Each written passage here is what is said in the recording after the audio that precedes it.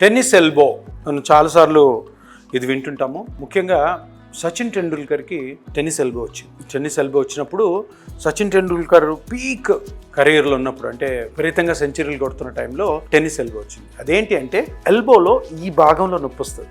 Batsmen కదా, బ్యాట్స్మెన్కి ఈ batting చేస్తున్నప్పుడు ఈ భాగం నొప్పి వస్తే ఆడలేరు. ఇట్లా అనగానే పెయిన్ వస్తుంది. సివియర్ పెయిన్ వచ్చి 6 నెలలు కంప్లీట్గా క్రికెట్ ఆడలేదు సచిన్ టెండూల్కర్.